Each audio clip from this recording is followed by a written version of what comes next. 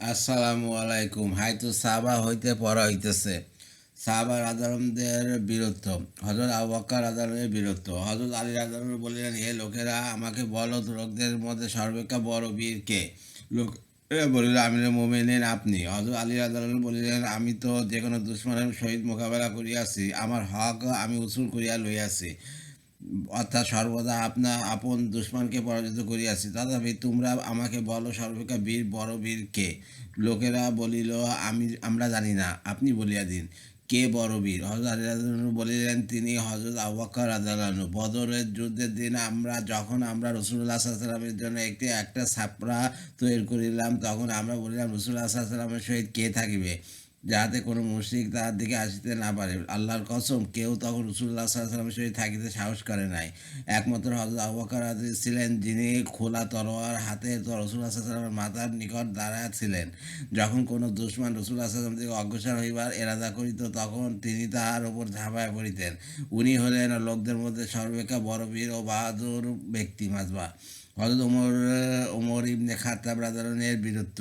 হজরত আলী ইবনে আবি তালিব রাদিয়াল্লাহু বলেন, আমার জানা মতে প্রত্যেকে গোপনে হিজরত করিয়াছেন। একমাত্র হজরত ওমর ইবনে খাত্তাব রাদিয়াল্লাহু এমন ব্যক্তি, যিনি প্রকাশ্যে হিজরত করিয়াছেন। তিনি যখন হিজরত করার ইচ্ছা করিলেন, তখন নিজের তলোয়ার গলায় বাঁধিলেন এবং ধনুক কাঁধে ঝুলাইয়া লইলেন এবং তীরদান হইতে কয়েকটি তীর হাতে লইয়া বাইতুল্লাহর নিকট আসিলেন। কুরাইশের কতিপয় সর্দার যেখানে বসিয়াছিল, হযরত ওমর রাদিয়াল্লাহু বাইতুল্লাহর ৭ চক্কর তওয়াফ করিয়া মকামে ইব্রাহিমের নিকট আসিয়া ২ রাকাত নামাজ আদায় করিলেন। অতঃপর মুশরিকদের একটি যা মজলিসের নিকট যাইয়া বলিলেন, এই সমস্ত চেহারা অপদস্থ হোক। যে ব্যক্তি চায় যে তার মা পুত্রারা হোক, আর তার সন্তানগণ এতিম হোক, আর তার স্ত্রী বিধবা হোক, সে যেন এই ময়দানের অপর পাশে আসিয়া আমার সহিত সাক্ষাৎ করে। অথবা তিনি সেখান হইতে হিজরতের উদ্দেশ্যে রওনা হইলেন, তাদের একজনও তাহার পিছু লইতে সাহস পায় নাই। মুনতাখাবুল কানাস। হজরত আলী ইবনে আবি তালেব রাদিয়াল্লাহু বীরত্ব। হজরত জাবের রাদিয়াল্লাহু বলেন, উহুদের যুদ্ধের দিন হজরত আলী রাদিয়াল্লাহু হজরত ফাতেমা রাদিয়াল্লাহু আনহারের নিকট আসিয়া এই কবিতা আবৃত্তি করিলেন, হে ফাতেমা, এই দস্যুটি মুক্ত তলোয়ার লও, অর্থাৎ শত্রু নিধনে এই তলোয়ার কোনরূপ ত্রুটি করে নাই। আর না আমি ভয়ে প্রকম্পিত হইয়াছি, আর না আমি হীন কমি না। আমার জীবনের কসম, হজরত মুহাম্মদ সাল্লাহ সাল্লামের সাহায্যে এবং সেই রব্বুল ইজ্জতের সন্তুষ্টি অর্জনে আমি পূর্ণ চেষ্টা করিয়াছি, যিনি বান্দাদের অবস্থা সম্পর্কে খুব ভালোভাবে জানেন।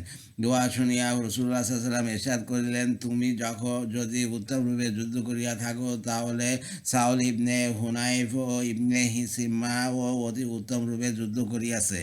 রাসূলুল্লাহ সাল্লাল্লাহু আলাইহি ওয়াসাল্লাম অপর এক সাহাবীর নামও উল্লেখ করিয়াছেন, যার নাম বর্ণনাকারী মুআলা রহমতুল্লাহ ভুলিয়া গিয়াছেন। রাসূলুল্লাহ সাল্লাল্লাহু আলাইহি ওয়াসাল্লামের এই ইরশাদ পরিপ্রেক্ষিতে হযরত জিবরাইল আলাইহিস সালাম আসিয়া আরজ করিলেন, হে মুহাম্মদ, আপনার পিতার কসম, সমবেদনা প্রকাশের উহাই উপযুক্ত সময়। রাসূলুল্লাহ সাল্লাল্লাহু আলাইহি ওয়াসাল্লাম ইরশাদ করিলেন, হে জিবরাইল, আলী আমার হইতে।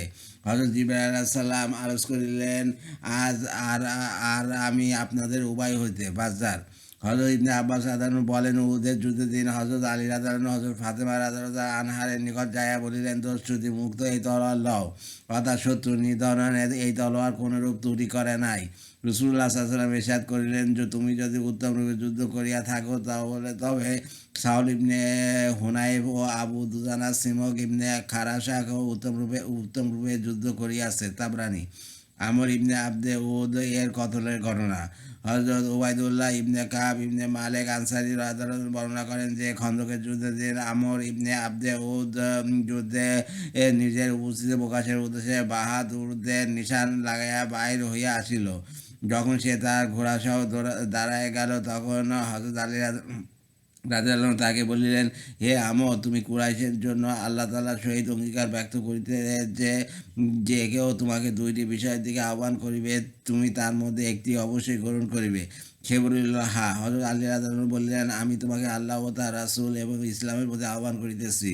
সে বলিল, উহা আমার প্রয়োজন নাই। হযরত আলী রাদিয়াল্লাহু বলিলেন, তবে আমি তোমাকে আমার সহিত মোকাবেলার আহ্বান জানাইতেছি। সে বলিল, হে আমার ভাতিজা, আমাকে কেন মোকাবেলার আহ্বান জানাইতেছ? আল্লাহর কসম, আমি তো তোমাকে কতল করিতে পছন্দ করি না। হযরত আলী রাদিয়াল্লাহু বলিলেন, কিন্তু আল্লাহর কসম, তা আমি তোমাকে কতল করিতে ভালোবাসি। উহা শুনিয়া আমর অত্যন্ত ক্ষুব্ধ হইল এবং হযরত আলী রাদিয়াল্লাহু দিকে অগ্রসর হইল। উভয়ে আপন আপন সোয়ারি হইতে নামিয়া পড়িল এবং একে অপরের উপর আক্রমণের জন্য যুদ্ধের ময়দানে চক্কর দিতে লাগিল। অবশেষে হযরত আলী রাদিয়াল্লাহু আমরকে কতল করিয়া দিলেন। কারাস। অপর এক রিওয়ায়াতে ইবনে ইসহাক রহমতুল্লাহ বর্ণনা করেন যে আমর ইবনে আবদে উদ পূর্ণরূপে অস্ত্র সজ্জিত হইয়া ময়দানে বাইর হইয়া আসিল। উচ্চস্বরে আওয়াজ লাগাইল, মোকাবেলার জন্য কে প্রস্তুত আছে? হযরত আলী ইবনে আবি তালেবের আদালতে দাঁড়াইয়া গেলেন, হে আল্লাহর নবী, আমি তাহার মোকাবেলার জন্য প্রস্তুত আছি। রাসূলুল্লাহ সাল্লাল্লাহু আলাইহি ওয়াসাল্লাম বলিলেন, এই ব্যক্তি আমর বসিয়া যাও। আমর পুনরায় আওয়াজ দিল, আল্লাহ হাফিজ।